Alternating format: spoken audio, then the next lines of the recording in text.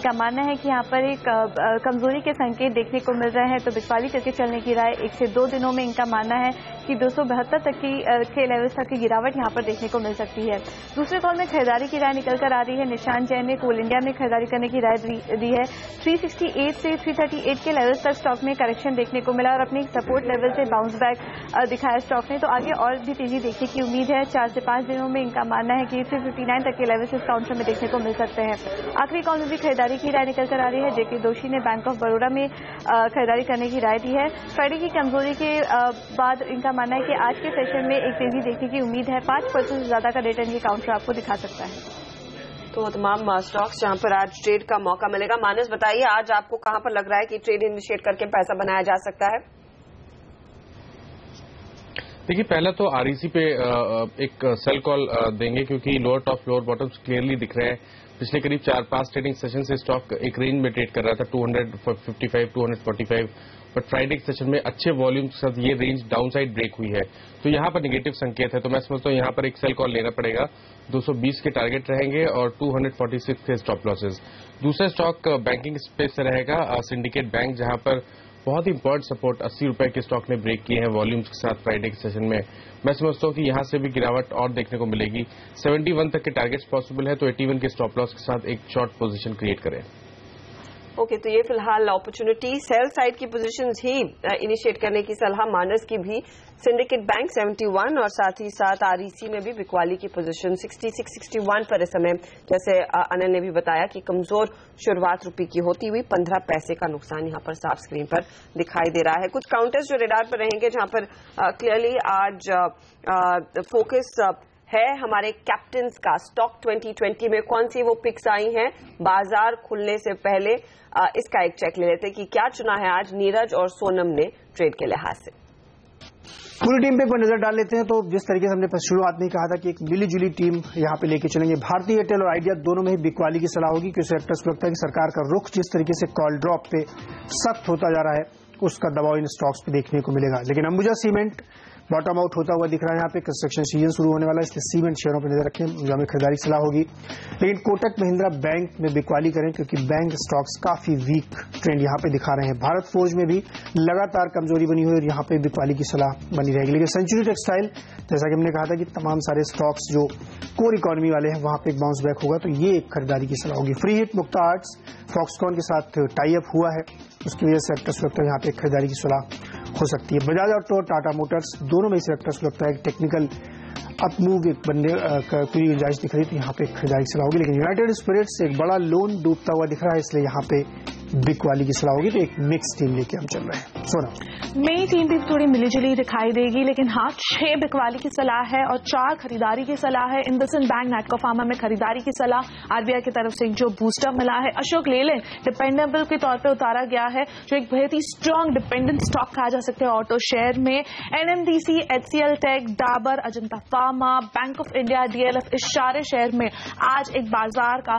एक भारी मार पड़ता दिखाई दे सकता है, इसलिए सब में बिकवाली की सलाह दे रहे हैं। और फ्री हिट के तौर पर डाबर को यहाँ पे उतारा है, जिसमें भी एक बिकवाली की सलाह दी जा रही है।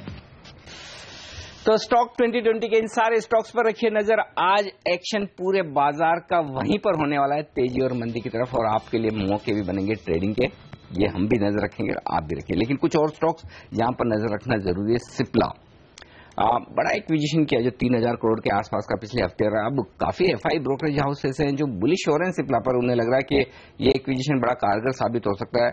क्रेडिट स्विस ने आज लक्ष्य दिया 800 रुपए का, मकवायरी कह रहा है कि 800 रुपए के लक्ष्य के साथ आप भी खरीद लीजिए। ये बताएं गौरव की सिप्ला खरीदेंगे वायदा कारोबार में आप, या फिर कोई दूसरा फार्मा स्टॉक पसंद है आपको? देखिए अनिल जी, अगर सच कहें तो हम लोग का जो व्यक्तिगत राय थी वो नेगेटिव ही थी। हमने 640 का पुट ऑप्शन रेकमेंड किया था, अच्छा खासा उसमें मुनाफा भी हो रहा है। मेरा मानना है कि इसमें पोजिशंस वाला नहीं बनेगा। अगर आपसे डेरिवेटिव्स देखेंगे तो इसमें एक मिनट गौरव, जो आपने फिर पुट ऑप्शन खरीदने की राय दी है, जो अपने आपके जो भी क्लाइंट्स हैं, दर्शक है, तो क्या उन्हें ये कहेंगे कि फिर ये खबर आ रही तो कम से कम पुट ऑप्शन में से प्रॉफिट बुक करके निकल जाए? देखिए सलाह तो जरूर दूंगा, लेकिन मैं आपको ये ऐड करना चाहूंगा कि जो खबर जो आई थी ये फ्राइडे को आई थी कि एक 550 मिलियन के आसपास का इन लोग एक्विजिशन है, यूएस बेस्ड एक्विजिशन है। उसी दिन पे जो था प्रीमियम्स जो अगर थे 640, अगर फुट की प्रीमियम देखेंगे तो 14 से 22 मतलब 50% के जंप हो गए थे प्रीमियम्स में। तो उसी दिन पैसा भी मिल गया था। तो मेरा कहने का मतलब ये है कि पोजीशंस उतने ज्यादा नहीं दिख रहे हैं। हो सकता है स्टॉक बढ़ जाए, लेकिन एज पर डेरिवेटिव्स डेटा मैं नहीं देख रहा हूं कि बहुत ज्यादा लंबी उछाल स्टॉक में देखी जाए। 670 के ऊपर ही स्टॉक थोड़ा मुझे लग रहा है कि मोमेंटम देगा। 670 पर सस्टेन नहीं करेगा, इसमें पॉसिबिलिटी है कि 630 या थोड़ा नीचे जा सकता है। यहाँ पर थोड़ा सेल साइड की पोजीशंस एक्टिव होती हुई दिखाई दे सकते हैं। 630 के आसपास ये काउंटर जरूर दिख सकता है। कुछ और काउंटर जो फोकस में रहेंगे, और जैसे हमारे कैप्टन्स ने भी सुझाया, नीरज की टीम में अंबुजा सीमेंट है, अल्ट्राटेक पर यहाँ पर क्रेडिट स्विस ने इनफैक्ट एक बाय रिकमेंडेशन दी है। अब मैं चार्ट्स पर आपकी सलाह लेना चाहूंगी माइनस इन स्टॉक्स में, यहाँ से आगे कितना स्पाइक आने की संभावना, क्योंकि एक चीज जो हरकत में है वो रोड प्रोजेक्ट्स में काम बढ़ रहा है, ऑर्डर्स इन कंपनियों को मिल रहे हैं, गाड़ी आगे बढ़ रही है। उस लिहाज से क्या आपको लग रहा है कि अपॉर्चुनिटी है तेजी करने की, चाहे वो अल्ट्राटेक हो, अंबुजा जैसे स्टॉक्स हो, या फिर छोटे काउंटर्स इंडिया सीमेंट? देखिए पूरे सीमेंट स्पेस की बात करिए तो सबसे मैं समझता हूँ कि कम वीक स्टॉक अगर आप बात करें तो वो अल्ट्राटेक सीमेंट के ही लगते हैं। तो उस लिहाज से अगर आपको सीमेंट क्षेत्र में कोई भी लॉन्ग पोजीशन बनानी है तो बिल्कुल वहां बनानी चाहिए, क्योंकि स्टॉक अपने 200 मूविंग एवरेज के ऊपर ट्रेड कर रहा है। ये जरूर है कि 3000 के आसपास रेजिस्टेंस है, बट अगर लॉन्ग पोजीशन बनानी है तो इन सब में से सबसे बेहतरीन स्टॉक अल्ट्राटेक सीमेंट होगा, चाहे नजरिया ट्रेडिंग का हो, चाहे नजरिया 6 to 8 मंथ्स का हो। तो मैं समझता हूँ कि यहाँ पर अगर आप ट्रेड ले रहे हैं तो आप 2775 का स्टॉप लॉस रखें। जैसे ही स्टॉक एक बार 3000 रुपए के ऊपर निकलेगा, मैं समझता हूँ वहां से कम 200 से 225 पॉइंट की रैली जरूर देखने को मिलेगी। ओके, 200-225 पॉइंट की रैली। जनरली कोई भी स्टॉक प्रमोटर खरीदता है तो थोड़ा इंटरेस्ट बनने लगता है, नजर जाती है। वेल्सपन एंटरप्राइजेस 22 लाख शेयरों का एक ट्रेड हुआ है शुक्रवार को, 57 रुपए के आसपास, 57 रुपए 77 पैसे। यहां पर प्रमोटर्स ने खरीदारी की है 21-22 लाख शेयरों के आसपास की। अविनाश, ट्रैक करते हैं क्या आप इसे, वेल्सपन एंटरप्राइजेस? और क्या फिर इस लिहाज से जब प्रमोटर खरीदें तो क्या थोड़ी हिम्मत करनी चाहिए क्या रिटेल इन्वेस्टर्स को? नहीं, मेरे ख्याल से आई थिंक ये डेफिनेटली अच्छी बात है कि प्रोमोटर्स मार्केट से अपना ये इन्होंने बल्क क्वांटिटी शेयर्स उठाई है। मेरे ख्याल से अगर अर्निंग्स भी देखें तो अनिल जी इस कंपनी के काफी अच्छे हाल ही में हमने देखा है कि डिस्पाइट वोलेटाइल मार्केट ये शेयर अच्छा चल चुका है। तो मुझे लग रहा है कि क्लियरली अगर medium to long term perspective है तो डेफिनेटली खरीदना चाहिए, क्योंकि एक इनडायरेक्टली एक मूव है कि प्रोमोटर्स अगर इस भाव से खरीद रहे हैं तो ऑब्वियसली इसमें आगे चल के डेफिनेटली वैल्यू अपसाइड आएगी। ऑब्वियसली फंडामेंटल्स को भी प्ले आउट होना पड़ेगा, but definitely medium to long term picture अच्छा लग रहा है। ओके, तो यहाँ पर क्लियरली काफी ज्यादा एक्शन बनता हुआ दिखाई जरूर दे रहा है, और शायद एक अपॉर्चुनिटी रिटेल निवेशकों के लिए भी रहेगी। कुछ और काउंटर जो आज एक्शन में रहेंगे उसमें नैटको पर अविनाश आपकी क्या सलाह होगी, क्योंकि एफआई होल्डिंग यहाँ पर 31.5% तक ले जाने की अनुमति इनके पास है। हालांकि अब तक एफआईआई ने 9.32% स्टेक लिया हुआ है।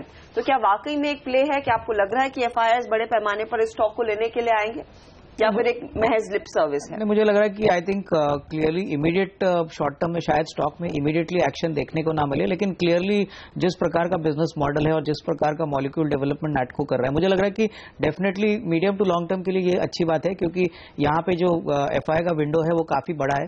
आगे चल के डेफिनेटली इसमें एफआई इंटरेस्ट आने की उम्मीद है, तो डेफिनेटली इसको डेफिनेटली लॉन्गर टर्म में डेफिनेटली फायदा होना चाहिए। शुक्रवार को कुछ बड़े सौदे हुए थे सारेगामा के काउंटर पर, और सुबह सुबह आपको याद होगा जब मार्केट ओपन हुआ था तब हम बात भी कर रहे थे कि भारी भरकम वॉल्यूम हो रहा है, और 5% का ही सर्किट एक्चुअली इस स्टॉक में सारेगामा में, तो वो ऊपर का सर्किट भी लग गया। अविनाश, आज जो मैं देख रहा हूं यहाँ पर जो बिकवाली की है 2 एंटिटीज का नाम आ रहा है। अब ये क्या है ये समझ में नहीं आ रहा, क्योंकि crest logistics and engineers private limited और दूसरा है ग्लोबटेक एडवाइजरी सर्विसेज। अब ये कौन है समझता नहीं है। खरीदारी जो की है वो है पेवन एंटरप्राइजेस प्राइवेट लिमिटेड। लेकिन एक चीज पर है कि एक तो इस स्टॉक ने रनअप बहुत अच्छा दिया, थोड़ा लंबा चार्ट दिखाएंगे आपको, 3 महीने के आसपास या 6 महीने का चार्ट दिखाते तो आपको अंदाजा लगेगा किस तरह का। और दूसरी बात है कि मार्केट में बड़ी स्ट्रांग बात थी कि कुछ बड़े दिग्गज इन्वेस्टर्स ने सारेगामा में खरीदारी की है। अब ये बड़े सौदे हुए हैं, बड़ी खरीदारी हुई, चार्ट देखिए 6 महीने में 140% स्टॉक ऊपर है। बिल्कुल, क्या करना चाहिए? नहीं, मेरे ख्याल से आई थिंक काफी टाइम के बाद हमने देखा है कि कंपनी की जी जो फाइनेंशियल्स है वो मेरे ख्याल से मार्केट्स इस पॉइंट ऑफ व्यू से देख रही है कि शायद ई कॉमर्स का जैसा मॉडल इनका है, आगे चल के क्लियरली जिस प्रकार की इनके पास जो लाइब्रेरी है, जो कंटेंट है, वो मेरे ख्याल से शायद वही एक सबसे बड़ी इनकी स्ट्रांग पॉइंट है। और आगे चल के जिस प्रकार का आरओई और इस प्रकार का आरओआई ये कंपनी जनरेट कर सकेगी, मेरे ख्याल से आगे ऐसा भी सुनने में आ रहा है अनिल जी कि शायद इसमें कोई स्ट्रेटेजिक इन्वेस्टर या कोई बड़ा foreign e commerce player entry करेगा, क्योंकि ये जो बिजनेस मॉडल है वो अभी तक पूरी तरह से कंटेंट लाइब्रेरी के पॉइंट ऑफ व्यू से पूरी तरह से फैला नहीं है। तो I would say that definitely hold करे क्लियरली। आई मीन जिस प्रकार की बल्क डील्स फ्राइडे को हुई थी, इसका ये संकेत क्लियर है कि आगे चल के शायद अगर स्ट्रेटेजिक इन्वेस्टर आता है तो अच्छी खासी प्रीमियम या maybe near to market price हो, तो आई वुड सजेस्ट होल्ड। यहाँ पर बने रहा जा सकता है क्योंकि यहाँ पर बहुत इंटरेस्टिंग डेवलपमेंट्स आती हुई दिखाई देंगी। कुछ और काउंटर्स जो रेडार पर रहेंगे, टाटा मोटर्स और टाटा मोटर्स का डीवीआर ये फिर से एक्शन में आता हुआ दिखाई जरूर दे रहा है। आज ऑफ कोर्स अपडेट है कि टाटा मोटर्स की जो जेएलआर की सेल्स है वो यूके में कुछ बेहतर दिखी है। चार्ट्स पर यहाँ पर मानस क्या कॉल रहेगा, क्योंकि स्टॉक पिछले हफ्ते काफी वॉलेटाइल था और आखिर में एक नेगेटिव रुझान के साथ टिका। कोई रीजन दिखता नहीं है यहाँ पर कोई लॉन्ग बनाने का, क्योंकि देखिए lower top lower bottoms clearly दिख रहे हैं। फ्राइडे सेशन में 325 के जो सपोर्ट थे उसको स्टॉक ने ब्रेक किया था। मैं तो समझता हूँ कि शायद अभी गिरावट देखने को भी और मिलेगी। स्टॉक अपने पिछले लोज को फिर से टेस्ट कर सकता है कि जो कि 301 रुपए के आसपास है। तो मैं नहीं समझता यहाँ पर लॉन्ग बनाने चाहिए और कोई भी रिवर्सल 350 रुपए के पहले नहीं होगा। स्टॉक अगर 350 के ऊपर क्लोज हो तब तो आप उसको रिवर्सल माने, अदरवाइज अवॉइड करें तो बेहतर रहेगा। ओके, तो ये राय आती है इस वक्त। लेकिन स्टॉक्स जो प्री ओपनिंग सेशन में एक्शन में दिख रहे हैं, एक बार भी उन पर नजर डाली जाए। और उस लिहाज से गौरव, दो स्टॉक कॉर्पोरेशन बैंक या फिर सिंडिकेट बैंक, इन दोनों में से अगर एक शॉर्ट करना हो वायदा कारोबार में, मेरे ख्याल से कॉर्पोरेशन बैंक है या नहीं मैं श्योर नहीं हूं, लेकिन कॉर्पोरेशन बैंक, सिंडिकेट है और एक्सिस है, इन दोनों में से कोई शॉर्ट करना हो क्या करेंगे आप? देखिए कॉर्पोरेशन बैंक तो नहीं है, लेकिन सिंडिकेट बैंक में आप शॉर्ट्स बना सकते हैं। जैसे मानस जी ने कहा था कि एक अच्छी उसमें रुझान दिख रहा है, एक 3-4 रुपीज का ट्रेडिंग सेल आपको देखने को मिल सकता है, तो उसमें आप बना सकते हैं। एक्सिस बैंक में आपको उतना ज्यादा क्विक रिटर्न्स नहीं मिलेंगे क्योंकि हाई बीटा है, लेकिन बहुत ज्यादा मोमेंटम एक दिन में नहीं देता है। 2% का 1% का जनरली वैसे ही रहता है, और उसमें एक बार पॉसिबिलिटी है थोड़ा ऊपर आ जाएगा, क्योंकि देखा गया है कि ये लेवल से बार बार उछाल मार रहा है। तो मैं सोचूंगा कि अभी अगर आप ओपनिंग ट्रेड्स में कहेंगे तो मेरे हिसाब से सिंडिकेट बैंक एक थोड़ा बेहतर इंडिकेटर होगा या बेहतर चॉइस होगी। ओके, तो ये राय आती है इस वक्त। और इस बीच बाजारों के खुलने की तैयारी, प्री ओपनिंग सेशन से संकेत बेहद मजबूती के है। 100 अंक ऊपर सेंसेक्स है, निफ्टी 30 अंक ऊपर है, 7,700 के करीब पहुंचने की कोशिश। लेकिन जैसा हम सुबह से कह रहे हैं कि सबसे पहला टेस्ट तो 7,700 का होगा, देखते हैं उसके पार निकलते हैं या नहीं। लेकिन फिलहाल पहली टिक पॉजिटिव आती हुई दिख रही है बाजार पर, और हरे निशान के साथ शुरुआत करते हुए सेंसेक्स और निफ्टी यहाँ पर साफ तौर पर आपको नजर आएंगे। बाजार जो मजबूत खुलते हुए दिख रहे हैं, 86 अंक ऊपर सेंसेक्स है और 17 अंक ऊपर निफ्टी आपको नजर आएगा। मिड कैप इंडेक्स में जो तेजी है वो लगभग 1/4% की। बैंक निफ्टी मुश्किल से हरे निशान में खुला है, लगभग 15 अंक ऊपर है, 25 अंक ऊपर इस वक्त दिखेगा। बाजार की मजबूती कम होती दिख रही है, सिर्फ 6 अंक ऊपर निफ्टी है और सिर्फ 40 अंक ऊपर सेंसेक्स है। तो कोई बहुत दमदार शुरुआत हो रही हो, बड़ी तेजी के साथ हो रही हो, वैसा तो है नहीं। ऊपर से प्रेशर आता हुआ दिख रहा है, किसी भी वक्त अब लाल निशान में जाने के लिए तैयार होता है। निफ्टी हो गया है 1 पॉइंट नीचे इस वक्त निफ्टी, और सिर्फ 25 पॉइंट ऊपर है सेंसेक्स। तो मतलब जो हरे निशान में दिखते ही लोग टूट पड़ते हैं बेचने के लिए, वो साफ तौर पर दिख रहा है सुबह सुबह। दोनों ही अब सेंसेक्स और निफ्टी लाल निशान में आ चुके हैं। फ्लैट है ये कहना ज्यादा सही होगा बजाय कि लाल निशान की, क्योंकि 5-5 पॉइंट का ही नुकसान है। और मिड कैप इंडेक्स 1/4% नीचे, बैंक निफ्टी भी नीचे जाने की तैयारी में। हर्षदा, कहाँ एक्शन है दिग्गजों में? अनिल, टॉप ट्रेड्स में आप देखेंगे गेल जैसे काउंटर्स गिरे हैं, करीब 1 से 1.5% का नुकसान।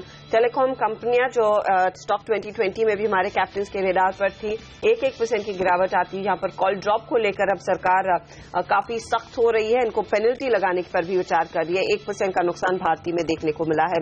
एनटीपीसी देखिए 1% नीचे। भेल जैसे काउंटर्स यहाँ पर भी 0.75% तक की गिरावट आती हुई। प्राइवेट सेक्टर बैंक्स में एक्सिस, आईसीआईसीआई बैंक में फिर से हल्की बिकवाली आती हुई दिखाई दी है, 0.5% नीचे खुले हैं ये काउंटर्स। हिंडाल्को में आज हल्का नरमी का रुझान। HUL, सन फार्मा, ये कुछ सेल साइड की पोजीशंस हैं जहां पर लोग ऊपरी लेवल्स पर फिर बिकवाली कर रहे हैं। निफ्टी पर अगर आप आए, एनएमडीसी टॉप लूजर्स में शामिल, 2% की गिरावट यहां पर।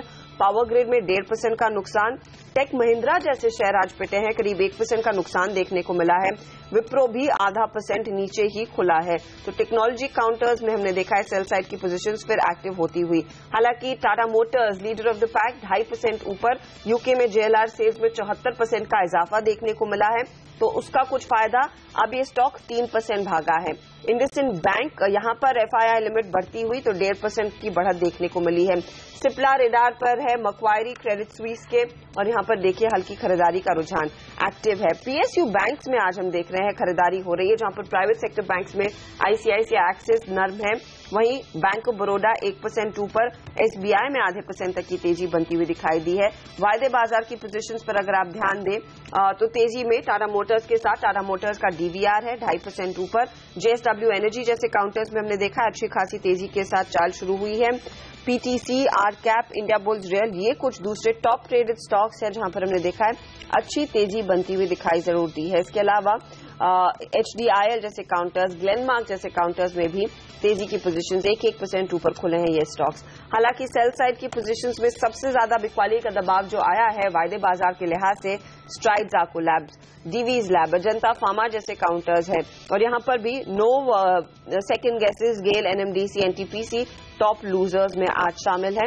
इंफ्रा कंपनियों में जो पिछले हफ्ते काफी मिक्स्ड रुझान था, आज जेमा जैसे काउंटर्स हैं जहां पर हम देख रहे हैं सेल साइड की पोजीशंस एक्टिव होती हुई दिखाई दी है। ये है फिलहाल टॉप ट्रेड्स वायदे बाजार और सेंसेक्स निफ्टी के लिहाज से। लेकिन खबरों के हिसाब से जो एक्शन दिख रहा है वो एमटेक ऑटो, जो आपने वायदा कारोबार में टॉप लूजर की बात की, 6% नीचे। इसकी बाकी ग्रुप कंपनियों पर भी देख लीजिए इसी तरह का रुझान है। कैस्टेक्स टेक्नोलॉजी 5% के लोअर सर्किट पर। मेटलिस्ट फोर्जिंग, जिससे पहले आप अहमदनगर फोर्जिंग के नाम से जानते थे, ये 3% नीचे। तो ये स्टॉक्स हैं जो नीचे की तरफ ट्रेड करते हुए दिख रहे हैं आज खबरों के दम पर। अब मजबूत शेयरों में श्रेय इंफ्रा 4% ऊपर है।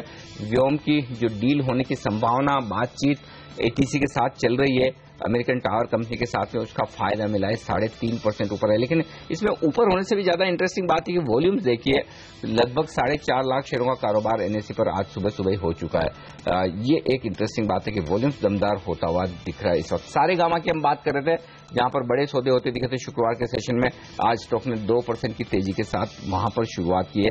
ये एक अच्छा इंटरेस्टिंग रुझान इस वक्त आपको नजर आएगा। तो ये कुछ स्टॉक्स हैं।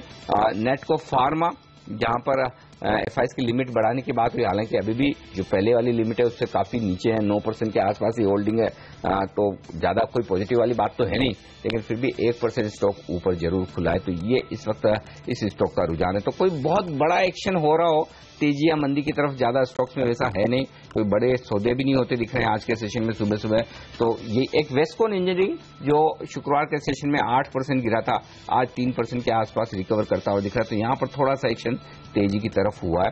ये स्टॉक्स हैं जो एक्शन में आपको नजर आएंगे इस वक्त, यहीं पर ज्यादा कारोबार होता हुआ। चलिए, बाजार सबसे बढ़िया बात है कि एक बार पहला गोता लगाने के बाद फिर से रिकवर करने की कोशिश कर रहे हैं। तो आप देख सकते हैं कि अब सेंसेक्स 100 पॉइंट ऊपर आ चुका है, निफ्टी 25 अंक ऊपर, और ये जो रिकवरी ये ज्यादा कारगर, ज्यादा सही, ज्यादा भरोसे लायक इसलिए भी है कि पहली डिप में जिनको बेचकर निकलना था निकल गया। 7,646 ये आज का लो है, और आज का है ये 7,693, और उससे हम 10-12 पॉइंट नीचे। तो 1/4% की मजबूती दिग्गजों में।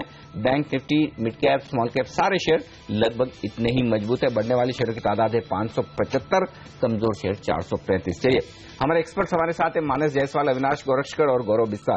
मानस, उतार चढ़ाव वाला माहौल तो है, रेंज भली छोटी हो, ये बताएं सिर्फ और सिर्फ इंट्राडे ट्रेड लेना है किसी को आज निफ्टी पर 7,675 पर स्पॉट लेवल है ये निफ्टी का, कैश लेवल है, क्या करेंगे? देखिए, केवल इंटरडे ट्रेड लेना हो तो ये तो सही स्तर नहीं है कोई भी ट्रेड लेने का, चाहे सेल हो या बाय हो। बट मैं समझता हूं कि अगर 7700 के ऊपर निफ्टी निकल जाता है तब आप वहां पर इंटरडे के लिहाज से लॉन्ग बना सकते हैं, जिसके टारगेट्स 7760 के आसपास रहेंगे और स्टॉप लॉसेज 7670 के आसपास रहेंगे। और अगर आप डाउन साइड देखिए तो एक सपोर्ट दिखता है 7660 का, अगर उसके नीचे निफ्टी जाता है तो वहां पर सेल पोजीशन क्रिएट करनी है, जिसके स्टॉप लॉसेज 7700 के आसपास रहेंगे और टारगेट 7600 के आसपास। ओके, उन लेवल्स का ध्यान रखिए। ट्रेड के लिहाज से 21 पॉइंट्स की बढ़त पर निफ्टी इस समय कारोबार करता हुआ। वायदे बाजार की पोजीशंस जहां पर एक्टिव हो रही है उसमें टाटा मोटर्स और टाटा मोटर्स डीवीआर दोनों की चाल देखिए, 3% के गेंस देखने को मिल रहे हैं। मानस ने कहा था कि यहां पर ज्यादा लॉन्ग टर्म में रुझान तेजी का इस समय आता हुआ दिखाई नहीं दे रहा है। अब वायदे बाजार की ट्रेडर्स को क्या सलाह देंगे गौरव इस मूव पर? अब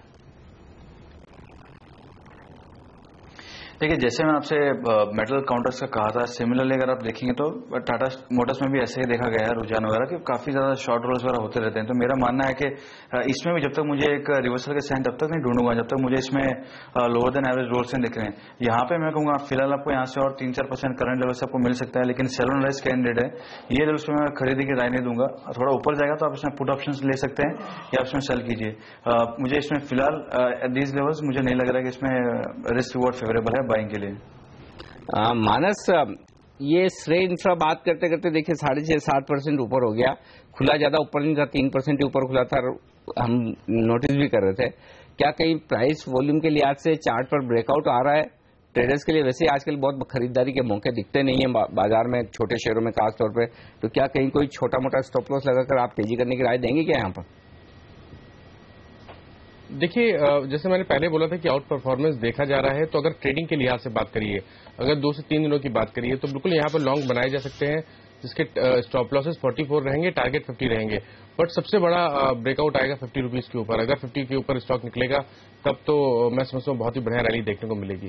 बट फिलहाल छोटे दायरे की बात करिए तो 44 के स्टॉप लॉस के साथ बाय किया सकता है, जिसके टारगेट 50 रुपए के आसपास होंगे।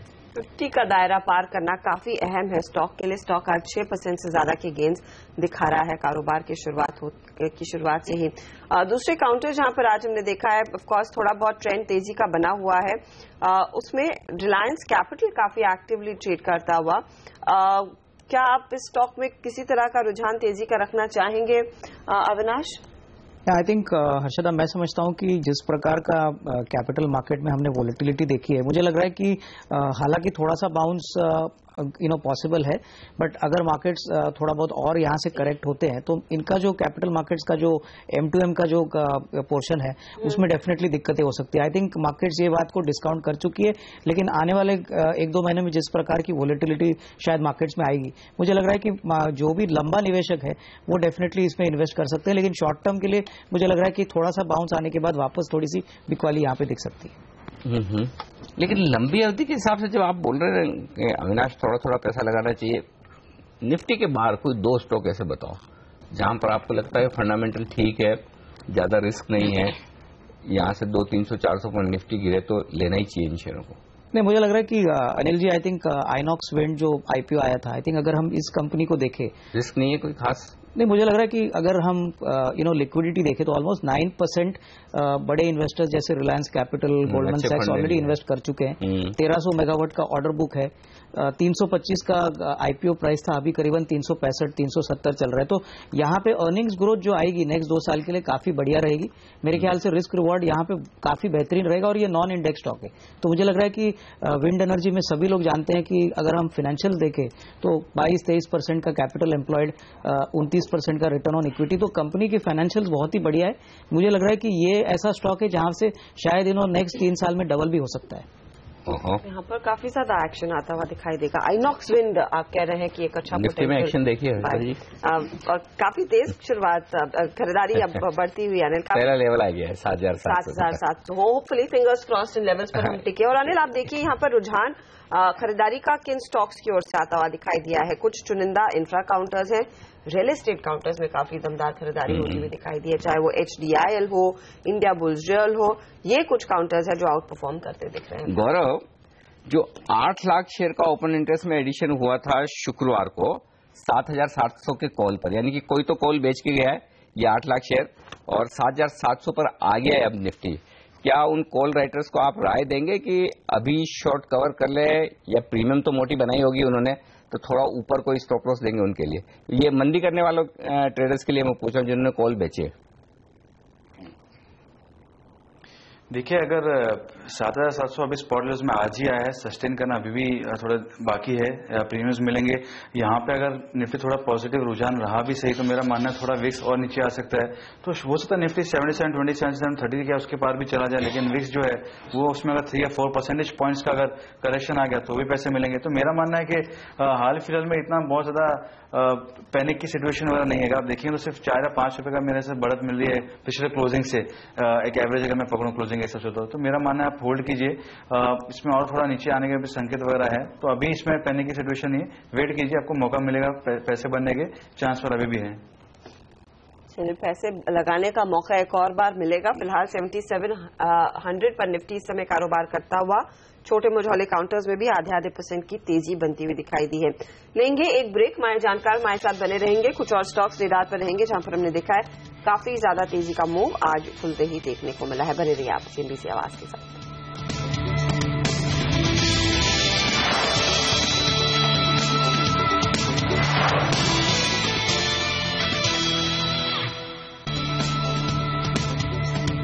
बाजार की आज शुरुआत तो थोड़ी ढीली रही, लेकिन अब आप देखिए तेज रफ्तार ये पकड़ता हुआ 163 अंकों की बढ़त सेंसेक्स पर। निफ्टी 7700 के ऊपर ट्रेड करता हुआ 46 अंकों का इजाफा। बैंक निफ्टी में फिर से तेजी आ रही है और मिड कैप काउंटर जहां पर पिछले हफ्ते काफी बिकवाली का दबाव आया था, इनमें भी एक पुल बैक देखने को मिला है। कुछ स्टॉक्स जहां पर आउट परफॉर्मेंस काफी ज्यादा देखने को मिली है, उन पर अगर ध्यान दे तो सबसे पहले सेंसेक्स के टॉप परफॉर्मर्स में टाटा मोटर्स जैसे काउंटर्स हैं, HDFC, टाटा स्टील जैसे स्टॉक्स में खरीदारी होती हुई, मेटल्स में एक स्मार्ट बाउंस आता हुआ और सिप्ला जो FII ब्रोकरेज हाउसेस के रेडार पर है वो 1.5% ऊपर है इस समय। हालांकि गेल, भारती, विप्रो जैसे काउंटर्स में हल्की बिकवाली का दबाव बना हुआ है। वायदे बाजार के टॉप ट्रेड्स में रियल एस्टेट काउंटर्स में अच्छी तेजी बनती हुई। इंडिया बुल्स रियल आपकी स्क्रीन पर लेकर आएंगे 4% ऊपर। इसके साथ ही HDIL जैसे स्टॉक्स भी हैं जहां पर जमकर खरीदारी हो रही है। मानस, इंडिया बुल्स रियल में क्या स्थिति दिख रही है, क्योंकि ये स्टॉक 46 तक फिसला था और उसके बाद एक रिकवरी में 65 तक गया, 63 पर कारोबार कर रहा है। यहां से अगर ये मोमेंटम बढ़ना है तो क्या लेवल पार करना अहम रहेगा? देखिए, ये मेरा हमेशा मानना रहा है कि रियलिटी क्षेत्र में सबसे बढ़िया चार्ट्स अगर किसी के हैं तो वो IB रियल एस्टेट के हैं। और IB रियल एस्टेट में एक रेजिस्टेंस जरूर दिखता है करीब 65 से लेकर 70 की रेंज में, बट अगर ये रेंज अगर एक बार ब्रेक कर लेगा तब तो मैं समझता हूँ कि बहुत ही स्मार्ट मूव देखने को मिलेंगे। कम से कम 15 से 16 रुपए के मूव देखने को मिलेंगे इसके ऊपर। बट मैं समझता हूँ फ्रेश लॉन्ग तो नहीं, लेकिन अगर आपके पास है तो बिल्कुल बने रहें। अपना स्टॉप लॉस फिलहाल के लिए 55 के नीचे रखें और जैसे ही स्टॉक एक बार 70 रुपए के ऊपर जाए तो स्टॉप लॉस रिवाइज करके 63 रुपीज कर लें। अगर स्टॉक 70 रुपीज के ऊपर जाएगा तो वहां से कम 15 रुपए के लेवल जरूर देखने को मिलेंगे। ओके, जेम फाइनेंशियल एक क्विक चेक इसके चार्ट पर दे दीजिए मानस, क्योंकि एक 5 लाख शेयरों का सौदा होता दिखा है, यहाँ पर बड़ा सौदा है 44 रुपए पर। हालांकि 0.07% हिस्सेदारी बदली, लेकिन ट्रेडर्स को छोटी प्राइस के ये स्टॉक पसंद आते हैं। जेम फाइनेंशियल मूव भी देता है खबरों के दम पर, कभी कोई बड़ा सौदा हो गया हो तो। 44 रुपए पर ट्रेड हुआ है, क्या करेंगे आप? क्या कोई मौका है खरीदारी का या फिर छोड़ दें इसको? नहीं, छोड़ देना बेहतर आइडिया है कि देखिए वो बात सही है कि वॉल्यूम्स देखे गए हैं, बट मैं समझता हूँ कि 48 बहुत बड़ा हर्डल है स्टॉक के लिए। अगर आप ट्रेडर हैं तो 48 के ऊपर बाय करें और अगर वीकनेस देखने को मिलेगी तो 42 रुपीज एक पॉइंट सपोर्ट है। अगर 42 के लेवल्स ब्रेक होंगे तो वहां पर कम से कम 6 से 7 रुपए का डाउन साइड देखने को मिलेगा। ओके, चलिए, तो फिलहाल दूर रहें, कोई खास बड़ा सौदा वैसे है भी नहीं 5 लाख शेयरों का। ये तो जेम के लिए 5 लाख शेयरों का वॉल्यूम बड़ी बात तो है नहीं। चलिए, हमारे तीनों एक्सपर्ट से विदा लेने का वक्त है। मानस, जयसवाल, अविनाश, गोरक्षकर और गौरव बिस्सा, शुक्रिया आप तीनों का CNBC आवाज के साथ जुड़कर आज हमारे साथ सारे स्टॉक्स पर, बाजार पर अपनी राय शेयर करने के लिए। 150 अंक ऊपर सेंसेक्स है, निफ्टी 35 अंक ऊपर है, मिड कैप इंडेक्स में 50 पॉइंट की तेजी है, आधा % के आसपास की। लेकिन बैंक निफ्टी जो नीचे जाने में सबसे आगे रहता है, आज ऊपर जाने में भी आगे है इस वक्त। ये रुझान है, 800 शेयर पॉजिटिव है, 400 शेयर नेगेटिव। तो हाल थोड़ा बेहतर है, हफ्ते की शुरुआत थोड़ी ठीक हो गई है, लेकिन मूड कितना ठीक रहेगा, आगे किस तरह का डायरेक्शन है, या फिर हम बॉटम के बेहद करीब है, खरीदारी का मौका है, बहुत सारे सवाल हैं, इनके जवाब लेते हैं। हमारे साथ राहुल अरोड़ा कार्यक्रम में शामिल हो रहे हैं, निर्मल मंग इंस्टीट्यूशनल इक्विटीज के CEO है। राहुल, स्वागत है आपका CNBC आवाज पर। नमस्कार। पहला सवाल तो यही है कि एक कॉन्फिडेंस वापस से दे दिए 10,000, वो 5 डिजिट में वापस दिखेगा ना निफ्टी कभी न कभी तो।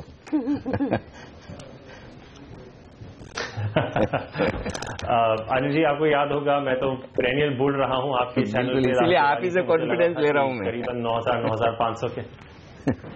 नहीं अनिल जी, आई थिंक थोड़ा उसको टेम्पर डाउन करना पड़ेगा, क्योंकि यहां से अगर 9,000 की बात की जाए तो काफी ज्यादा appreciation, but I still think mood अभी भी मुझे लगता है कि काफी बुलिश है। वो शायद 9,000 ईयर एंड क्लोजिंग नहीं होगी, शायद 8,500 के आसपास होगी, लेकिन आई थिंक ये अच्छा खरीदारी का मौका दे रहा है आपको, ये जो डिप आया है बाजार में। राहुल, क्या लेकिन आपके क्लाइंट्स में उतनी हिम्मत दिख रही है इस लेवल पर पैसे लगाने की? और अगर आप वो तैयारी करवा रहे हैं अपने निवेशकों की कि इस समय पैसा लगाया जाए, तो टॉप प्रायोरिटी क्या है? किस तरह के शेयर, कौन से शेयरों पर फोकस है? देखिए हर्षदा जी, ऑब्वियसली इस वक्त एनवायरनमेंट ग्लोबली काफी ग्लूमी है, लेकिन मैं आपको 4 चीजें बताता हूं। अगर ये 4 चीजें सही होंगी अगले 1 महीने में, जैसे आप देख रहे हैं G20 पूरी कोशिश कर रही है, चाइना भी पूरा कोशिश कर रहा है कि उनकी जो पॉलिसीज हैं वो थोड़ी स्टेबलाइज हो जाए। अगर वो अगले 1 महीने में स्टेबलाइज हो जाए, अगर आपको यूएस फेड आके बोल दे कि अगले 2-3 महीने तक मैं रेट हाइक नहीं कर रहा हूं, मंथ एंड में अगर आरबीआई गवर्नर ने आके आपके रेट काट दिए और इस दौरान अगर आपकी करेंसी वापस 64-65 के आसपास चली गई, तो निफ्टी आराम से 8,500 हो जाएगा। तो आई थिंक ये पूरा सेंटिमेंट का गेम है कि ये जो 4 चीजें अभी खराब चल रही हैं, और ये हो सकता है कि अगली 1 महीने में ये चारों चीजें ऐसे भी हो सकती हैं, तो फिर आप देखेंगे कि एक रैली आ जाएगी और फिर लोग काफी लेफ्ट आउट फील करेंगे। In terms of client feedback, Harshada ji, अगर आप देखें तो डीआईएस ने जिस तरह से पैसा डाला है पिछले 2-3 महीनों में, और ये पूरे फॉल के दौरान भी अगर आप देखें, कभी $80 मिलियन की कैश बाइंग आती है, कभी $200 मिलियन की कैश बाइंग आती है। वो कैश बाइंग जो डीआईएस की है मैंने बहुत टाइम से नहीं देखी है। Generally DIIs tend to follow FIIs. तो अगर आप एफआईआई क्लाइंटेल की बात करें तो वो थोड़े नर्वस हैं इस वक्त, क्योंकि वो ग्लोबल पिक्चर देखते हैं। और इंडिया इस वक्त कोई, अगर आप पिछले 3-4 साल में देखें, कोई India dedicated long only fund नहीं खुला है। We are just getting allocations as a part of either Asia emerging markets और ग्लोबल इमर्जिंग मार्केट्स। पर जो कॉन्फिडेंस डीआईएस दिखा रहे हैं, आई थिंक उससे इस वक्त हो सकता है कि एफआईआईस कॉन्फिडेंस ले। तो आई थिंक एक आध महीने की जो अगर क्लैरिटी आ जाए, और ऊपर से अगर 2-1 महीने में बीजेपी बिहार इलेक्शंस जीत जाए विद अ डिसाइसिव मैंडेट, वो एक और पॉजिटिव हो सकता है। तो आई थिंक अगला 1-1.5 महीना काफी क्रूशियल रहेगा मार्केट के लिए। आई थिंक थोड़ा रेंज बाउंड हो सकता है 7,500-8,000 तक, पर मैं अभी भी होपफुल हूं कि दिसंबर तक, हालांकि मैंने अपने खुद के एक्सपेक्टेशंस टेम्पर डाउन किए, मुझे नहीं लगता अभी 9,000 आएगा, but I think year end you could still land up seeing somewhere close to 8,500। चलो, आपने ये जो 4 पॉइंटर बोले ना, आपका कॉन्फिडेंस लेवल और टेस्ट करता हूँ राहुल जी। मैं 2-3 पॉइंटर और देता हूँ। एक तो पहला, अभी रुपया देखिए 66-70 के आसपास हो गया, यानी कि 67 की तरफ बढ़ने की कोशिश कर रहा है। पहला, करेंसी की कमजोरी में भी क्या कॉन्फिडेंस रहेगा। दूसरा, मॉनसून खत्म होने की कगार पर आ रहा है धीरे धीरे, और डेफिसिट वो बढ़ता हुआ दिख रहा है। सूखे जैसे हालात भले ही नहीं है, लेकिन खराब तो है ये। और तीसरा, बिहार के इलेक्शन को लेकर भी लोगों का कॉन्फिडेंस तो हिला हुआ है। तो ये 3 जो घरेलू ट्रिगर हैं, इनका क्या? इसमें 2 पार्ट का आंसर है अनिल जी। आपने बहुत ही इंपॉर्टेंट मुद्दा रेस किया है। मैंने कहा कि अगर ये हो जाए तो, मैंने ये नहीं कहा कि हम ये एक्सपेक्ट कर रहे हैं। आपने बिल्कुल ठीक कहा कि ये 2 बहुत इंपॉर्टेंट इश्यूज हैं। हम नहीं एक्सपेक्ट करते कि आरबीआई ये मंथ में रेट कट करेगा, लेकिन जिस तरह से प्रेशर आ रही है, और आपने बहुत इंपॉर्टेंट पॉइंट रेस किया अनिल जी। लोग बोलते हैं कि अगर रुपी डेप्रिशिएट होता है तो आपकी एक्सपोर्ट कंपेटिटिवनेस बढ़ती है। अनिल जी, ये एक्चुअली क्वाइट रॉन्ग है in the larger scheme of things, because India is a net importer. तो जितना आप अपनी करेंसी को डिवैल्यू करोगे, उतना आपकी कॉस्ट ऑफ इंपोर्ट ज्यादा हो जाएंगे। मैं आपको एक छोटा सा उदाहरण देता हूं जो आपके इन्वेस्टर्स के लिए बहुत ही इंपॉर्टेंट होगा अंडरस्टैंड करने के लिए। आप FY11 से ले लीजिए, फाइनेंशियल ईयर 2011 से अब तक, क्रूड को छोड़ के, चाहे आप फर्टिलाइजर ले लीजिए, एडिबल ऑयल्स ले लीजिए, कोकिंग कोल, आयरन और, ये सब 35 से 50% गिर चुके हैं। आपकी करेंसी भी वो सेम टाइम पे 40% डिप्रिशिएट हुई है। अगर वो आपकी करेंसी डिप्रिशिएट नहीं हुई, आप खुद अनुमान लगा लीजिए कि आपको कितना बेनिफिट मिलता उस रॉ मटेरियल प्राइसेस के जो गिर चुके हैं। तो actually depreciating currency on a net basis is very bad for India because we are a net importer, और आरबीआई भी नहीं चाहेगा beyond the point to depreciate currencies. और मुझे ये काफी अम्यूजिंग लगता है एनर्जी कि जब लोग बोलते हैं कि India currency is more stronger than a lot of our emerging market peers. अरे भाई, आप उनके इन्फ्लेशन नंबर्स देखिए, आपका इन्फ्लेशन डिफरेंशियल इतना हाई है, इसके लिए आपकी रुपये आपको ओवर वैल्यू लगती है। Problem is you have to bring the inflation down and then the rupee differential also goes away. तो हमें नहीं लगता कि, जैसे आपने बहुत करेक्टली पॉइंट आउट किया, मॉनसून बहुत खराब रहा है, तो मुझे नहीं लगता कि आरबीआई को रेट कट करने की विंडो है, लेकिन क्या वो मार्केट प्रेशर्स के अंदर गिव इन कर सकते हैं? हो सकता है। इसलिए मैंने कहा कि अगर ये 4 चीजें हो जाएं, नॉट नेसेसरली कि हम ये एक्सपेक्ट कर रहे हैं, हमें लगता है कि अगला रेट कट अगर आए तो अर्ली 2016 में आना चाहिए, जब ये काफी सारे फैक्टर्स प्ले आउट हो जाए। पर अगर मार्केट को इतना सिग्नल मिल गया अनुजी, तो हो सकता है कि वो बहुत नेगेटिवली ले। आज थोड़ा सा वक्त कम है राहुल, इसलिए एक आखिरी सवाल क्विक। एक स्टॉक लार्ज कैप में और एक स्टॉक मिड कैप में जो आपको लगता है कि अब ऐसा हो गया कि बस ये खरीद ही लेना चाहिए इस करेक्शन के बाद? आई थिंक अनिल जी, अगर लार्ज कैप में देखा जाए तो मैं आपको without getting into too much detail मैं आपको 3 नाम दे देता हूं, हीरो होंडा, इंडसइंड बैंक और अल्ट्राटेक सीमेंट। और अगर आप मिड कैप में देखें तो I think one of the top picks I would have for going into next year would be TD power systems. Okay, चलो डिटेल में आपसे इससे बात करूंगा मैं अगले शो में कभी कि ये स्टॉक्स क्यों पसंद है, खासतौर से टीडी पावर सिस्टम, क्योंकि लार्ज कैप तो काफी हद तक रिसर्च है। लेकिन राहुल, बहुत बहुत शुक्रिया आपका आज हमारे साथ जुड़कर बाजार सेक्टर स्टॉक्स पर अपनी राय रणनीति हमारे साथ शेयर करने के लिए। लेकिन एक और राय लेते हैं, और वो राय होगी चार्ट्स पर। देश के दिग्गज technical expert Sudarshan Sukhani S2Analytics.com के हमारे साथ जुड़ रहे हैं इस वक्त। सुदर्शन जी नमस्कार, स्वागत है आपका CNBC आवाज पर। ये बताइए कि चार्ट्स की हालत कितनी बिगड़ी हुई है सर, और कुछ और नुकसान की आशंका है? कितना नीचे जा सकते हैं निफ्टी पर? जी नमस्कार। देखिए, निफ्टी अब एक अपने इंटरमीडिएट डाउन ट्रेंड में है। इसका मतलब ये है कि हम जहां अभी खड़े हैं शायद ये लास्ट अंत नहीं है इस मंदी का। जो पैटर्न्स अब बन गए हैं और कंफर्म हो गए हैं वो ये बताते हैं कि शायद हम 7,6800 तक जा सकते हैं, और हो सकता है कि धीरे धीरे वहां पहुंच भी जाए। ये हो गया लंबी अवधि का, लंबी अवधि तो नहीं पर इंटरमीडिएट टर्म का एक व्यू, जो कि अगले 4 से 6 महीने के लिए और वैलिड होता है। पर आज क्या करेंगे, अगले 2 दिन में क्या करेंगे, ये बातें दूसरी होती है। आप जानते हैं कि ये अलग अलग करेंट्स होते हैं, इंटरमीडिएट पोजीशन अलग होती है, शॉर्ट टर्म अलग होती है। तो आज और कल के लिहाज से सुदर्शन, क्या आपको संकेत मिल रहे हैं स्टार्ट को देखकर? क्योंकि आज सुबह में 7700 पर हम पहुंचे, लेकिन वहां पर टिकना थोड़ा सा मुश्किल इस समय तो लग रहा है। नहीं, आज तो ये लग रहा है कि मार्केट थोड़ा ओवरसोल्ड है, इसलिए हम यहाँ टिक भी जाएंगे और यहाँ से कोई रैली भी आ सकती है। और कितने दिन चलेगी या क्या यहाँ से अच्छा रिवर्सल मिलेगा ये तो बाद में समझ में आएगा। पर आज कोई शॉर्ट सेलिंग का माहौल अभी तक तो नहीं बन रहा है। तो अगर शॉर्ट करना हो तो किन लेवल तक आने दे निफ्टी को वापस ऊपर? कहां पर करना ठीक है, सेफ है? देखिए अनिल जी, मार्केट है ना, हमको ऑब्लाइज नहीं करता है। मैं कह दूं कि 7800 आ जाए और बाजार वेट करे कि 7800 में सारी दुनिया बेचेगी, ऐसा होता नहीं है। इसलिए अगर आपको शॉर्ट करना है तो आज जैसे कोई एक दिन पॉजिटिव बन जाए मार्केट में, प्लस में मार्केट क्लोज कर रहा हो, आप उस दिन शॉर्ट कर लीजिए। शॉर्ट में अभी भी कमाई होनी चाहिए अगर आप समय दे रहे हैं अपनी पोजीशन को रखने के लिए। इस समय ऑप्टिमम शॉर्ट कोई ऐसा स्टॉक जो आपको स्क्रीन पर दिख रहा है सुदर्शन? नहीं, ऑप्टिमम शॉर्ट्स तो ओवरऑल मार्केट वीक है, पर जैसे कुछ मिड कैप्स हैं जो ज्यादा कमजोर लग रहे हैं, बाटा इंडिया है, जस्ट डायल है, ये लगता है कि इनकी बेयर मार्केट अभी चालू हुई भी है और काफी लंबी जाएगी। ये जो आप स्टॉक दोनों बोले ना, मुझे एक इंटरेस्टिंग पैटर्न इसमें दिख रहा है, बाटा और जस्ट डायल। पहली बात तो ये कि ये दोनों ही वैल्यूएशन के हिसाब से महंगे शेयर है, हालांकि हमेशा महंगे ही ट्रेड करते रहे। दूसरी बात, ज्यादा बड़ी प्राइस के स्टॉक है।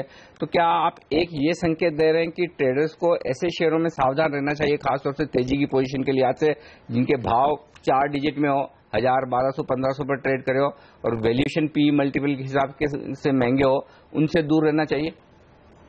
बिल्कुल सही आप कह रहे हैं। मैं इतनी बातें मन में सोचा ही नहीं जितना कि आपने इतने अच्छी से समझा दिया। पर बात यही पहुंचती है कि जो वैल्यूएशंस में एक्सटेंडेड शेयर्स है ना, वो उनका माहौल अब है नहीं। अच्छा सुदर्शन जी, ये बताइए फिर देखिए अल्टीमेटली कमजोरी के बाजार में कुछ न कुछ खरीदारी का मौका ढूंढना पड़ेगा। लंबी टर्म में पैसा अगर बनाना है इन्वेस्टमेंट करके, तो कुछ ऐसे स्टॉक्स जो आपको लगते हैं कि जिन पर आप नजर रखेंगे, भले वो आप 6,800 पे खरीदें, 7,000 पे खरीदें, 7,200, 500 जहां भी खरीदना हो, वो कौन से 2-3 शेयर है आपको लगता है जहां पर इन्वेस्टर्स को नजर रखनी चाहिए तेजी करने के लिहाज से? नहीं, मैं आपको बताऊंगा, लेकिन वो नाम है ना, मजेदार नहीं होते हैं। मुझे लगता है स्टेट बैंक में बहुत जबरदस्त बाइंग अपॉर्चुनिटी आई हुई है। हो सकता है ये 50 रुपए और नीचे आ जाए, मुझे मालूम नहीं है, लेकिन आप SIP कर लीजिए। आप ये क्यों सोचते हैं कि हम 6800 में खरीदेंगे या 7500 में खरीदेंगे? हर महीना खरीदना शुरू कीजिए। और दूसरा HDFC बैंक है, दोनों बैंक पोर्टफोलियो में होने चाहिए। सुदर्शन, लेकिन कुछ स्टॉक्स जो मजेदार रिटर्न दिखाते हैं वो रियल एस्टेट काउंटर्स है, और पिछले 2-3 सेशंस में हमने देखा है कि यहाँ पर कुछ एक्शन बढ़ रहा है। अब चार्ट पर क्या वो प्रॉमिसिंग मूव है, चाहे वो इंडिया बुल्स रियल हो, HDIL हो, क्योंकि जब ये भागते हैं काफी तेजी आती है और उतनी तेजी से गिरते भी हैं। तो क्या स्टॉप लॉसेस, टारगेट्स आप फिलहाल जहन में रखना चाहेंगे? नहीं, बिल्कुल नहीं। रियल एस्टेट की कहानी अभी पूरी हुई नहीं है। ये 2 दिन चढ़ते हैं, 3 दिन गिरते हैं। कोई ट्रेडर इसको चढ़ते समय और गिरते समय पकड़ नहीं पाता, ये तो दूर से दिखता है। और आप ध्यान में रखिए कि 1400 का DLF अब क्या हो गया है, वो लंबा व्यू है। अभी इसमें कोई ट्रेडिंग और अपॉर्चुनिटीज है नहीं। कोई डे ट्रेडर हो और कोई 2 रुपया 1 रुपया के लिए कुछ कर ले, वो अलग बात है। पर जो निवेशक है, जो एक्टिवली मार्केट में पार्टिसिपेट करते हैं, उनके लिए रियल एस्टेट में अभी कोई मौका नहीं है। तो फिलहाल रियल एस्टेट में दूर रहने की राय। लेकिन जो स्टॉक्स ज्यादा गिरावट को आगे बढ़ाते दिखे वो मेटल्स के हैं। मेटल्स में कहीं आपको लगता है कि कोई स्टॉक ओवरसोल्ड है, बहुत पिट गए हैं और कॉन्ट्रा कॉल लेना चाहिए? और अगर आप इस बात से सहमत नहीं है तो फिर कोई स्टॉक जहां पर आपको उछाल में शॉर्ट पोजीशन बनाने का मौका दिखता है मेटल्स में? जी, मैं सहमत नहीं हूं, क्योंकि यहाँ कॉन्ट्रा कॉल्स नुकसान करते हैं। आप देखिए मेटल्स एक तरफा मंदी में आ रहे हैं, तो यहाँ तो जो उछाल की बात आप करते हैं उसमें शॉर्ट सेलिंग ही अच्छी है। टाटा स्टील, हिंदाल्को, ये दोनों मेरे फेवरेट शेयर्स होते थे इसमें, लेकिन दोनों में लगता है अभी नीचे के स्तर आने बाकी हैं। आप दोनों को ही बेच सकते हैं। और एक बार स्क्रीन पर नजर डाल लेते हैं, क्योंकि सेंसेक्स निफ्टी जहां पर शुरुआत मजबूती के साथ हुई थी, ऊपरी लेवल्स पर फिर से अटका है मार्केट। अब यहां पर नेगेटिव टेरिटरी में 7654 पर निफ्टी आ चुका, एकदम फ्लैट। सेंसेक्स अब महज 10 अंक ही ऊपर है, और जो प्रेशर आया है वो बैंक निफ्टी में आता दिखाई दिया है। ये 100 पॉइंट से ज्यादा ऊपर था इंडेक्स, अब 5 अंकों की गिरावट देखने को मिल रही है, ये भी एकदम सपाट हो चुका है और मिड कैप काउंटर्स की धुलाई हो रही है। 100 पॉइंट से ज्यादा का नुकसान इधर देखने को मिला है। एमटेक ऑटो टॉप लूजर्स में शामिल, 10% से ज्यादा की गिरावट यहाँ पर। अशोक लेलैंड, वॉकहार्ट, सुजलॉन, MEP इंफ्रा, ये कुछ काउंटर्स हैं जहां पर जमकर बिकवाली की पोजीशन आ रही है। 3 से 4% का नुकसान और हैवी वॉल्यूम्स पर ये काउंटर्स गिर रहे हैं। लेकिन बैंक निफ्टी सुदर्शन अब 16,000 के आसपास फिर मंडराने लगा है। यहां पर क्या ट्रेड इनिशिएट करेंगे आप? नहीं, देखिए ये अलग अलग जवाब है। अगर आप शॉर्ट टर्म ट्रेडर हैं, मैं सोचता नहीं हूं कि 1-2 दिन में आप कोई शॉर्ट सेलिंग करनी चाहिए। और अगर आप 3 महीने के व्यू के लिए ले रहे हैं तो बैंक निफ्टी 16,000 में भी शॉर्ट सेल है। आप इसके पुट्स भी खरीद सकते हैं अब तो फ्यूचर्स की रिस्क लेने की आवश्यकता नहीं है। इसके रुख निफ्टी के साथ साथ नीचे की तरफ का है। बैंक निफ्टी खराब ही दिख रहा है ना।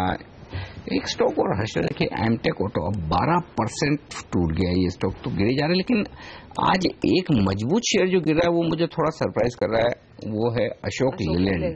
एग्जैक्टली, हमने साथ में स्पॉट किया दोनों। 5% नीचे अशोक लेलैंड। जहां तक मुझे याद है सुदर्शन जी, आपने बहुत समय पहले से लगातार रिकमेंड किया है इस स्टॉक को। अच्छा, एक ड्रीम रन भी हुआ है। अब जो ये करेक्शन हो रहा है इसका क्या मतलब निकाला है? क्या बेचकर निकल जाएं इतनी अच्छी तेजी के बाद, क्योंकि अभी भी काफी लोग प्रॉफिट में होंगे, या फिर लोअर लेवल पर आप थोड़ा तेजी करने का मौका देख सकते हो यहाँ पर? नहीं, अगर आप इन्वेस्टर हैं और ये मार्केट इन्वेस्टर्स को ही रिवॉर्ड करेगा तो फिर बेच के निकलने का मतलब नहीं है। अच्छे शेयर्स भी नीचे आते हैं। निफ्टी तो अपने आप में ही बहुत अच्छा है, इसके देश के बेस्ट शेयर्स निफ्टी में, तो निफ्टी कितना नीचे आ गया। तो मैं नहीं सोचता हूं अशोक लेलैंड, मतलब ये नीचे आ रहा है, इसको हम रोक नहीं सकते हैं, पर इससे व्यू में कोई बदलाव नहीं है। ये अब ये ब्लू चिप्स में एक है, मिड कैप्स के जो ब्लू चिप्स है, आपके पास निवेश है, इसका रखे रहिए। ओके, तो ये लॉन्ग टर्म निवेश के लिहाज से शायद अभी भी होल्ड किया जा सकता है, लेकिन नियर टर्म में थोड़ा सा प्रेशर बनता हुआ। साथ ही हम देख रहे हैं जो प्रेशर पॉइंट्स आज फिर उभर कर आ रहे हैं वो मिड कैप फार्मा कंपनियां हैं, चाहे वो ऑरबिंदो फार्मा हो, ग्लेनमार्क हो, वॉकहार्ट जैसे स्टॉक्स हो। फार्मा पर आपकी क्या राय है? शॉर्ट टर्म के लिहाज से, क्योंकि यहाँ पर थोड़ा सा स्पाइक देखने को मिला था इस बिकवाली वाले बाजार में, इस समय आप क्या करेंगे सुदर्शन? नहीं, अब फार्मा से मैंने जो मिड कैप और लार्ज कैप दोनों से थोड़े दिन दूर रहना चाहिए, क्योंकि यहाँ पर है ना शॉर्ट टर्म के लिए डिस्ट्रीब्यूशन के साइंस दिखने लग गए हैं, तो खरीदारी नहीं कीजिए। मैं बेचने के लिए इसलिए नहीं बोल रहा हूँ क्योंकि आउट परफॉर्मर सेक्टर है, तो मुझे नहीं लगता कि आउट परफॉर्मर सेक्टर्स को शॉर्ट करना चाहिए, पर इस समय खरीदने का माहौल नहीं है। ओके, खरीदारी ना करें, फार्मा हो या बैंक हो, दूर रहने में समझदारी, ये कह रहे हैं। और आप देखिए आज जो इंटरेस्टिंग बात दिख रही है वो है मिड कैप इंडेक्स। 1.25% का नुकसान मिड कैप इंडेक्स में। वो तब है जब निफ्टी सिर्फ 10 अंक नीचे, सेंसेक्स सिर्फ 20 अंक नीचे। तो मिड कैप शेयरों की धुलाई का सिलसिला अब तेजी से आगे बढ़ता हुआ दिख रहा है शुरुआती आधे घंटे के बाद। शुक्रिया सुदर्शन जी आपका हमारे लिए वक्त निकालने के लिए और चार्ट पर अपनी राय हमारे साथ शेयर करने के लिए। ब्रेक लेंगे और ब्रेक के बाद हमारे साथ जुड़ेंगे उदयन मुखर्जी। जानेंगे उनसे बाजार के डायरेक्शन के बारे में, आगे कितनी और कमजोरी हो सकती है इन्वेस्टर्स के लिए, ट्रेडर्स के लिए, इस बाजार में क्या रणनीति होनी चाहिए, कैसे करना चाहिए, ये सब बात करेंगे उनसे इस ब्रेक के बाद।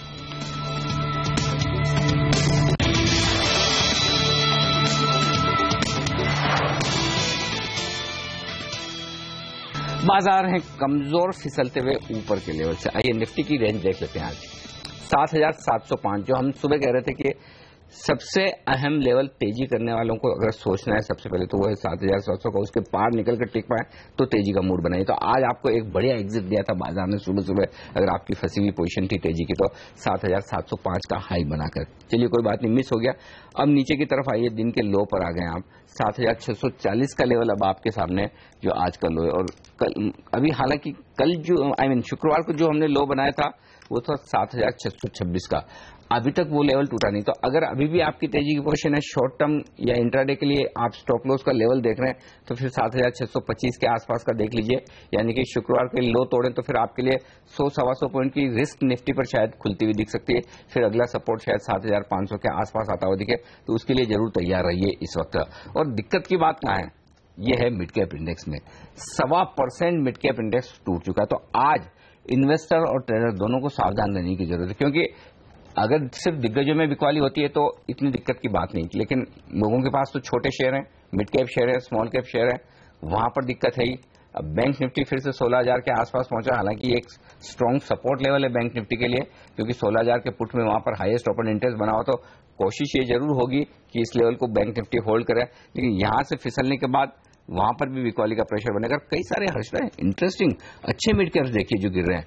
जनरली आप कमजोर मिड कैप्स को गिरते हुए देखते हैं। अब आप अशोक लेलैंड में क्या प्रॉब्लम है, स्ट्रेट्स आर्कोलैब में क्या प्रॉब्लम है, अजंता फार्मा बेहतरीन कंपनी है, वोखार्ड, औरोबिंदो फार्मा, चलिए वोखार्ड को एक बार छोड़ भी दें, भारत फोर्ज, आदित्य बिरला नुवो 3% नीचे, डीवीज लैब 3%, मतलब जो क्वालिटी मिड कैप्स हैं वहां पर आज धुलाई। अनिल, जैसे हम सुबह में भी कह रहे थे कि जिस तरह की बिकवाली का दबाव आया है और जो अब प्रेशर लोग देख रहे हैं अपने पोर्टफोलियो पर, अगर एक नजर डालें जिस तरह के लॉसेस, अगर मिड कैप में पैसा बन रहा है और अशोक लेलैंड, डीवीज लैब ने अच्छा पैसा बना के दिया है, तो ये लॉजिकल सेंस है कि लोग यहां से पैसा निकालेंगे। अब वो कितना और गहरी मार पड़ेगी वो एक बहुत बड़ा सवाल है, क्योंकि किसी को पता नहीं है कि अब यहां से और कितने डाउनसाइड की तरफ बाजार बढ़ेगा। अब 7600 मार्केट टेस्ट हो रहा है, 7700 को छूने के बाद वो 100 पॉइंट का करेक्टिव मूव कुछ ही मिनटों में आ चुका है। तो आपने एक बहुत सही पॉइंट ये जो पकड़ा है वो ये कि अब लोगों के पास जहां प्रॉफिट है वहीं वो बुक करने के चक्कर में लगे, तो वो साफ दिख रहा है। जी हाँ, और स्थिति अच्छी नहीं है, क्योंकि आप देखिए ये तमाम क्वालिटी स्टॉक्स हैं जहां पर वो सेल साइड की पोजीशंस आती हुई दिखाई दे रही हैं। और सेंसेक्स निफ्टी में जहां पर हमने देखा था सुबह में कुछ थोड़ी सी बेहतर चाल देखने को मिली थी, यहां पर भी मार्केट धराशायी होता हुआ। मेटल्स में हिंडाल्को पिटा है, गेल भेल जैसे काउंटर्स में 2-2.5% तक की गिरावट आती हुई। और जैसे सुदर्शन भी कह रहे थे कि अब तक जो डिफेंसिव काउंटर्स एक्टिव थे फार्मा के नाम पर, वहां पर भी बिकवाली हावी होगी। तो आप देखेंगे सनफार्मा 1.5% नीचे, लुपिन में 1.5% की गिरावट, डॉक्टर रेड्डी, सिप्ला, ये तमाम स्टॉक्स है जहां पर ऊपरी लेवल्स पर लोगों ने अब मुनाफा वसूली शुरू की है और यहां पर दबाव पूरी तरह से दिखाई दे रहा है। आज डिफेंस में पूरी तरह से सेंस लग चुकी है, ऐसा लग रहा है जो मिड कैप स्टॉक्स है बड़ी पूरी तरह से पिट रहे हैं। लेकिन चलिए बाजार की इस गिरावट में आपके लिए ये जरूरी है कि आप बाजार का डायरेक्शन जाने समझे कि कितनी गिरावट और हो सकती है और क्या ये लेवल्स वो हैं जहां पर खरीदारी शुरू करनी चाहिए या इंतजार करने में समझदारी है। हमारे साथ बाजार के जाने माने एक्सपर्ट उदयन मुखर्जी साहब कार्यक्रम में शामिल हो रहे हैं। उदयन सर, स्वागत है आपका, नमस्कार। पिछली बार आपसे बात हुई थी पिछले हफ्ते ही जब इतनी तेज गिरावट हुई थी, और आपने तब भी कहा था कि अभी भी टाइम नहीं आया, इंतजार कीजिए और गिरेंगे, अभी पैनिक हुआ नहीं है। अब नए लोज बन गए, शुक्रवार को भी बने, आज भी बन रहे हैं। सर, अभी यहां से भी क्या एक बड़ी गिरावट की आशंका बरकरार है? क्या 5-10% और निफ्टी गिर सकता है यहां से? Good morning Anil. देखिए, मैंने पिछली बार जब आपसे बात किया, मेरा यही कहना था कि अभी वेट करने का वक्त है। ये सही है और ये सच भी है, जैसे बहुत सारे ब्रोकर्स आपको कह रहे होंगे अभी कि वैल्यूएशंस काफी हद तक करेक्ट कर चुके हैं और अभी मार्केट में घुसने का टाइम है लॉन्ग टर्म इन्वेस्टर्स के लिए। इससे आप आर्ग्यू नहीं कर सकते हो कि वैल्यूएशंस काफी टेम्पर्ड हो चुके हैं। आप अच्छे बड़े बड़े सेक्टर्स देख लीजिए, बैंक देख लीजिए, इंफ्रास्ट्रक्चर देख लीजिए, मैं अच्छी सेक्टर्स की बात कर रहा हूँ, इवन फार्मास्यूटिकल्स देख लीजिए, ऑटोज देख लीजिए, ये सारे सेक्टर्स में 10-12% वैल्यूएशंस कम हो चुके हैं। हम पिछले हफ्ते और 10 दिन पहले जब बात किए थे तब से। तो ये सच है कि वैल्यूएशंस थोड़ा और अट्रैक्टिव बन चुके हैं, लेकिन एक इक्विटी इन्वेस्टर के लिए सिर्फ 10 दिन पहले से वैल्यूएशन कम होना ही काफी नहीं है। उनको ये पूछना चाहिए कि क्या इकोनॉमिक माहौल दुनिया में और देश में ऐसा है अभी कि अगले 6 महीने, 9 महीने और 12 महीने में इक्विटी मार्केट से अच्छा रिटर्न, फिक्स्ड इनकम से ज्यादा रिटर्न मिलने की उम्मीद है। वो क्वेश्चन बहुत कॉन्फिडेंस से हाँ कहने का समय अभी तक मेरे हिसाब से तो नहीं आया है, क्योंकि ग्लोबल ग्रोथ अभी बहुत ही अनिश्चित है। और ये जो अनिश्चित स्टेट की बात हम कर रहे हैं वो एक हफ्ते में बदल नहीं जाएगा, क्योंकि चाइना से जो डेटा आ रहा है वो काफी खराब है। तो मेरे ख्याल से इक्विटी इन्वेस्टर को अभी थोड़ा पेशेंस से काम लेना चाहिए। अगर मार्केट और गिर जाता है यहां से, देखिए वैल्यूएशंस काफी अच्छे हो चुके हैं, लेकिन निफ्टी और 300-400 पॉइंट यहां से गिर जाता है, तो मेरे ख्याल से कुछ बहुत अच्छे ब्लू चिप स्टॉक्स में वैल्यूएशंस काफी लॉन्ग टर्म के लिए अट्रैक्टिव हो जाएंगे। ओनली लॉन्ग टर्म इन्वेस्टर्स के लिए मेरे ख्याल से तब जाके थोड़ा खरीदना चाहिए। अभी भी खरीद सकते हैं, आज भी अट्रैक्टिव वैल्यूएशंस काफी स्टॉक्स पे दिख रहे हैं स्क्रीन पे, थोड़ा बहुत खरीद सकते हैं। लेकिन जो ट्रेडर है उनको ये मान के नहीं चलना चाहिए कि मार्केट अभी बहुत ज्यादा मार्केट में बहुत ज्यादा तेजी देखने की उम्मीद है। अभी भी माहौल बहुत अनसर्टेन है अनिल, हमें कुछ पता नहीं क्या होने वाला है, क्योंकि सितंबर के बीच में एक यूएस फेड मीटिंग है और मेरे ख्याल से उससे पहले काफी वॉलेटिलिटी ग्लोबल मार्केट में देखने में आशंका है। तो अभी थोड़ा पेशेंस और रुक के काम करना चाहिए इन्वेस्टर्स को। उस दिन पता नहीं लोग कितनी हिम्मत कर पाएंगे निचले लेवल्स पर भी पैसा लगाने के लिए, क्योंकि इस समय हमने देखा है लगातार एफआईआईस ने बिकवाली की है, उसके सामने डोमेस्टिक इंस्टीट्यूशन सपोर्ट करने के लिए आते हैं, लेकिन बाजार रुक नहीं पाता है। ये जो ईटीएफ्स का प्रेशर आया है एफआईआईस की ओर से, अगर माहौल अंतर्राष्ट्रीय बाजारों में इतना ही खराब रहा, क्या अब आपको लग रहा है कि भारत जैसे मार्केट्स पर रुख एकदम नेगेटिव हो जाएगा, क्योंकि पैसा अगर उन्होंने यहां बनाया है यहीं से निकालेंगे? कुछ हद तक तो ये हो रहा है हर्षदा, ये बात में कोई शक नहीं है कि क्योंकि इंडिया में प्रॉफिट्स था लोगों का, इंडिया से प्रॉफिट्स निकला है, लेकिन ये इंडिया स्पेसिफिक कॉल नहीं है। जो फॉरेन इन्वेस्टर्स बेच रहे हैं ये पूरा इमर्जिंग मार्केट्स में बेच रहे हैं। ये एक एसेट एलोकेशन कॉल है ग्लोबल फंड मैनेजर्स की। वो अभी इक्विटी से डरे हुए हैं, वो अभी इमर्जिंग मार्केट से डरे हुए हैं, और इंडिया का रिलेटिव स्टोरी जितना भी स्ट्रांग हो, अभी वो देखने का समय नहीं है फॉरेन इन्वेस्टर्स को। इंडिया एक छोटा सा स्टॉक है, जब मार्केट गिरता है सारे स्टॉक्स गिर जाते हैं, जब बहुत मार्केट गिरता है तो अच्छे स्टॉक भी गिरते हैं, और इंडिया का हाल वही है। वो एक खराब मार्केट में अच्छे स्टॉक जैसा है इंडिया का हाल अभी। लेकिन मेरा डर हर्षदा कुछ और है। आप सबका डर यह है कि एफआईआईस का बिकवाली जारी रहेगा और ये रहते हुए मार्केट और गिर जाएगा। मेरा डर है कि क्या ये करेक्शन चलते हुए एक पॉइंट आ सकता है जहां पे लोकल इन्वेस्टर्स डर जाएं। ये मार्केट का एक ही सहारा रहा है पिछले कुछ महीनों में, वो है म्यूचुअल फंड मनी, ये है डोमेस्टिक इन्वेस्टर मनी।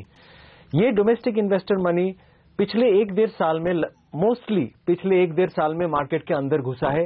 5 साल बाहर या 6 साल बाहर रहने के बाद एक पॉइंट आएगा, अगर मार्केट ऐसा गिरता रहा और 300-400 पॉइंट गिर गया, जहां पे जो लोग पिछले 1-1.5 साल में घुसे थे उसके पोर्टफोलियोज में लॉसेस दिखने शुरू हो जाएंगे। मेरा डर यह है कि क्या एक कोई पॉइंट पे लोकल इन्वेस्टर को लगे कि हमने तो पैसा काफी लगातार डाल दिया 1-1.5 साल में, लेकिन क्या इक्विटी से पैसे निकाल देना चाहिए। मैं एक चीज बहुत क्लोजली मॉनिटर करूंगा अभी जिस दिन FIIs का कोई भी फिगर आ जाए, डोमेस्टिक इन्वेस्टर्स का फिगर नेगेटिव आ जाए या वो 50 करोड़ भी आए, इसका मतलब थोड़ा बहुत रिडेम्पशन म्यूचुअल फंड्स में दिख रहा है लोकल इन्वेस्टर्स की। ये बहुत ही डेंजरस एक सिग्नल होगा मार्केट के लिए कि लोकल इन्वेस्टर्स थोड़ा बहुत पैनिक करने लगे हैं, क्योंकि अगर वो पैनिक करने लग गए अभी तो ये मार्केट का फ्लो डिटरमिन करना बहुत मुश्किल होगा। और इसीलिए मार्केट का कहीं भी ये सब स्तर पे 72 और 7600 के बीच में रुक जाना बहुत ही इंपॉर्टेंट है, क्योंकि अगर ये नहीं होता है मेरे हिसाब से डोमेस्टिक इन्वेस्टर्स में नर्वसनेस क्रीप इन करेगा। अगर वहां से सेलिंग शुरू हो जाएगा और उसके बाद ग्लोबल वॉलेटिलिटी होता है तो ये मार्केट को सपोर्ट करना बहुत मुश्किल हो जाएगा। हम अभी कोई पैनिक नहीं देख रहे डोमेस्टिक इन्वेस्टर्स पे, लेकिन मेरा डर उसमें ज्यादा है क्योंकि वही मार्केट का सपोर्ट है आज। बिल्कुल, तो डोमेस्टिक लिक्विडिटी कितनी दमदार रहती ये एक बड़ा की पॉइंट है, लेकिन 7600 के बेहद नजदीक पहुंचा है निफ्टी और आप देख सकते हैं 7606 का लो बनाया, हालांकि वहां से 20 पॉइंट थोड़ा सा रिकवर हुए हैं। उदिन सर, एक छोटा सा ब्रेक लेंगे, ब्रेक के बाद तुरंत आ रहे हैं, आपसे कुछ और राय लेंगे बाजार पर, सेक्टर्स पर, निवेश के मौकों पर, इस ब्रेक के बाद।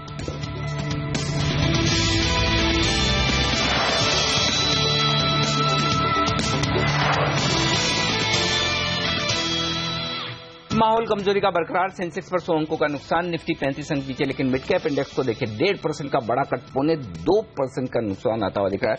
हमारे साथ बाजार के जाने माने दिग्गज एक्सपर्ट उदिन मुखर्जी साहब हैं। उदिन सर, जो हम बात कर रहे थे लगातार जिस तरह से ग्लोबल माहौल है, लेकिन सेंट्रल बैंक्स का एक्शन ये अब बड़ा की ट्रिगर है दुनिया भर के बाजारों के लिए भी। जो फेड की मीटिंग होने वाली है और 29 सितंबर को हमारे RBI गवर्नर साहब क्या करेंगे, इन दोनों इवेंट को आप कैसे देख रहे हैं? क्या कुछ हो सकता है और उसका क्या असर पड़ेगा बाजार पर?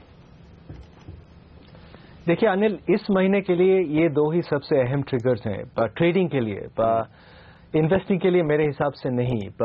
ये मैं समझाता हूं मैं क्यों ऐसे कह रहा हूं, क्योंकि 17 तारीख को जो मीटिंग है, जो फेड मीटिंग जिसपे सारे दुनिया के आंख लगे हुए हैं, नजर लगे हुए हैं, उसमें अभी ग्लोबल स्टॉक मार्केट्स ये नहीं चाहते हैं कि फेड इंटरेस्ट रेट बढ़ा दे।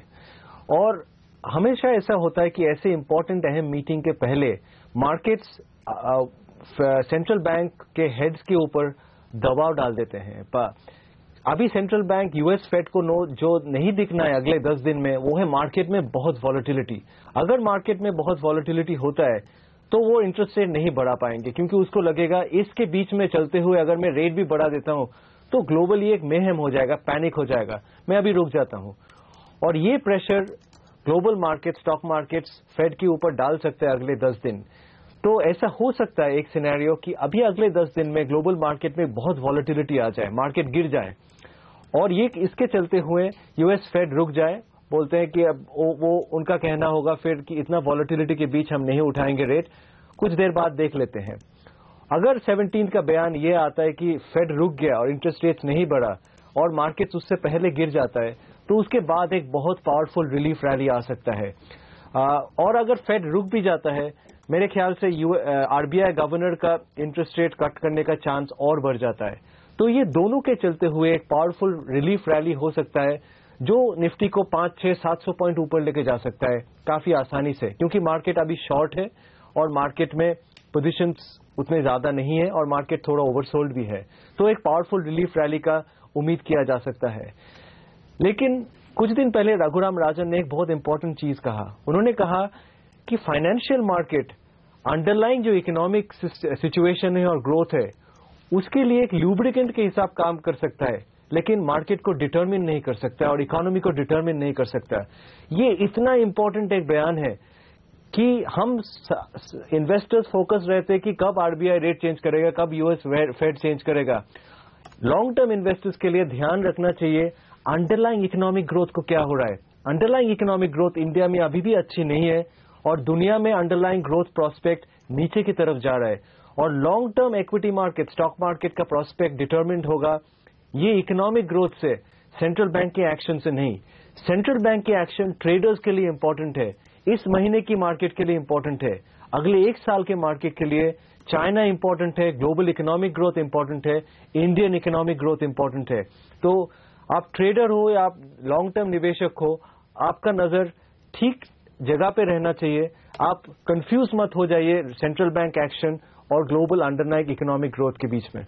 ये जो लेकिन अंडरलाइंग इकोनॉमिक ग्रोथ की आप बात करें, अगर भारत के ही संदर्भ में बात उठाई जाए उदिन, क्योंकि लगातार कई एफआईआईज अब कहने लगे हैं कि हमने वो पूरी होप रैली में इतना पैसा लगाया, उसके बाद ऑन ग्राउंड तो कुछ हरकत हुई ही नहीं है, कई बड़े बिल्स अटके पड़े हैं क्योंकि विपक्ष यहाँ पर सरकार को काम ही नहीं करने दे रही। ऐसी स्थिति में अब इस इंडिया ग्रोथ स्टोरी को फिर से क्या रीरेट किया जा रहा है कि इस पर दोबारा विचार हो रहा है, और कहां पर ऑन ग्राउंड एक्टिविटी में वाकई में पैसे लगाने वाली स्थिति अब उभर कर आई है?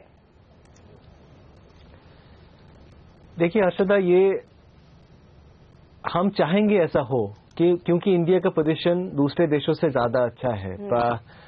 हम यहाँ के ब्रोकर्स चाहते हैं कि वो जो आपको हर रोज कहते हैं कि इंडिया का सिचुएशन बेटर है, इंडिया चाइना से बेहतर सिचुएशन में है, इंडिया ब्राजील से बेहतर सिचुएशन में है, उसीलिए फॉरेन मनी इंडिया के अंदर आएगा। लेकिन वो भी एक मेरे ख्याल से होप जैसा है, क्योंकि आप एफआईआईज के आंकड़े देखते जाइए।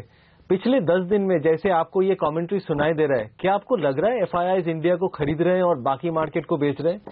अभी एफआईआईज सारे मार्केट्स को बेच रहे हैं। ये एक एसेट कॉल हो गया। अभी एफआईआईज इक्विटी नाम की चीज से डरे हुए हैं और इमर्जिंग मार्केट नाम की चीज से डरे हुए हैं। उसके बीच में कोई एक मार्केट अच्छा कर रहा है, उसको देखने का उनका मेरे ख्याल से पेशेंस या टाइम या फोकस नहीं है। हम चाहते हैं ऐसा हो कि लोग सब भूल के इंडिया की तरफ देखें और इंडिया का स्ट्रेंथ्स और वीकनेसेस असेस करें, लेकिन अभी मार्केट वो स्थिति में नहीं है ग्लोबली। अभी मार्केट में बहुत बड़ा टर्बुलेंस चल रहा है ग्लोबली। इसके बीच में लोग चाहते हैं अपने कैपिटल प्रोटेक्ट करने के लिए। अभी वो रिलेटिव कॉल लेके कि इसको बेच के उसको खरीदा जाए, वो स्थिति नहीं है ग्लोबली। तो और एक बयान जो हर रोज हम सुनते हैं कि इंडिया का स्थिति बहुत अच्छा है।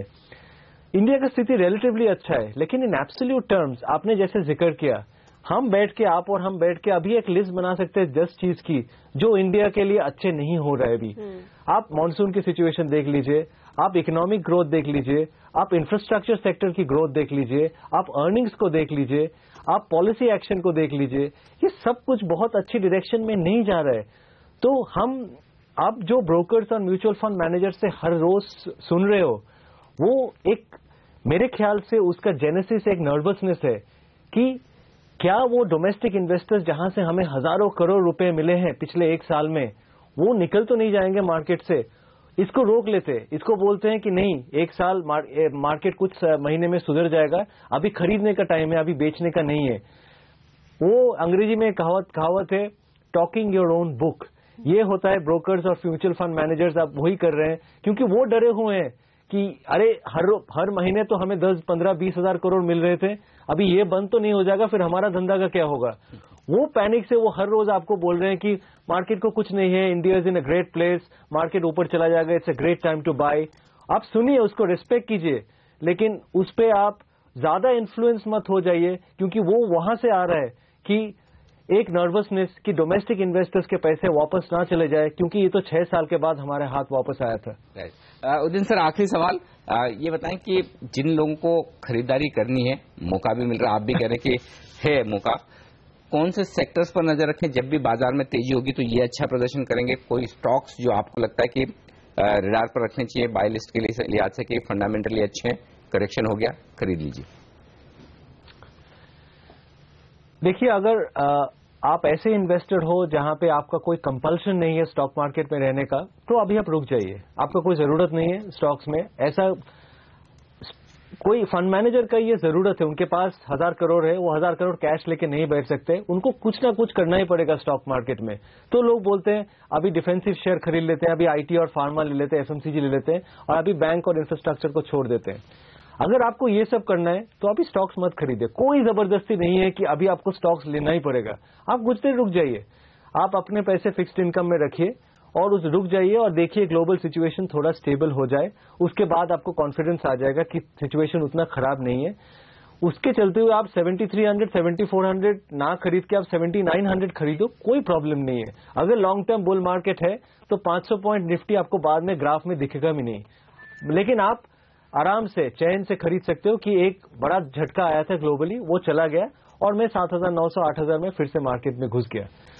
अगर आपको मार्केट में रहना ही है, मेरे ख्याल से अभी आप 2 सेट ऑफ स्टॉक्स खरीदिए। एक है जिसमें कोई बैलेंस शीट स्ट्रेस नहीं है, जो बहुत ही हाई क्वालिटी कंपनी है और जिसमें वो एमटेक ऑटो और जेपी एसोसिएट जैसे प्रॉब्लम होने की कोई आशंका नहीं है। दूसरा है जो ट्राइड एंड टेस्टेड मैनेजमेंट्स और बिजनेस मॉडल्स है और जहां पे बहुत भारी गिरावट आ चुका है। उसका एक उदाहरण है प्राइवेट सेक्टर बैंक, जिसमें आप axis bank, yes bank, ICICI bank, ये सारे बैंक्स देख लीजिए। ये सारे बैंक्स 20 से 30% नीचे है अपने 52 वीक हाई से। प्राइवेट बैंक्स के लिए बहुत है क्योंकि ये लैंको इंफ्राटेक नहीं है, ये स्टॉक्स 25-30% गिर नहीं जाते हैं, लेकिन अभी गिर गए हैं। आप इसमें खरीदारी शुरू कर सकते हैं, लेकिन ये भी ध्यान में रखिए कि अगर ग्लोबल टर्बुलेंस जारी रहा तो ये प्राइवेट सेक्टर बैंक्स के वैल्यूएशंस और कंप्रेस्ड हो सकते हैं। यहां से आप कोई भी स्टॉक अभी खरीद सकते हो, खरीदना चाहते हो, आपको ध्यान में रखना ही चाहिए कि आपके खरीदने के बाद वो स्टॉक यहां से आराम से 10 से 20% और गिर सकता है। और अगर आप वो हिट डाइजेस्ट कर सकते हो, उसको संभाल सकते हो, ओनली देन आपको स्टॉक्स खरीदना चाहिए। अगर आप वो नर्वस टाइप के हो कि आप स्टॉक खरीदोगे और अगर वो स्टॉक 4% गिर गया तो पैनिक में बेच दोगे, तो आप स्टॉक मार्केट में मत घुसिए। अभी आप फिक्स्ड इन में रहिए, रात को अच्छी तरह से सोइए और बाद में जब मार्केट स्टेबलाइज्ड हो जाएगा तब आके स्टॉक्स खरीदे। ओके, बहुत बहुत शुक्रिया सर आपका हमारे लिए वक्त निकालकर आज बाजार के डायरेक्शन पर अपनी राय हमारे साथ शेयर करने के लिए। ये थे उदयन मुखर्जी जो बताते हुए बाजार पर अपनी राय। बाजार इस बीच मजबूत खुलने के बाद काफी कमजोर होते हुए दिख रहे हैं। अब 7,600 के आसपास पहुंचकर निफ्टी सपोर्ट लेने की कोशिश करता हूँ। पहला सौदा में आज के लिए इतना ही। हाँ, लेकिन आगे आपके सवालों के जवाब लेकर आएंगे और साथ ही एक नजर रहेगी कमोडिटी मार्केट के ओपनिंग पर भी। आप बने रहिए CNBC आवाज के साथ। नमस्कार।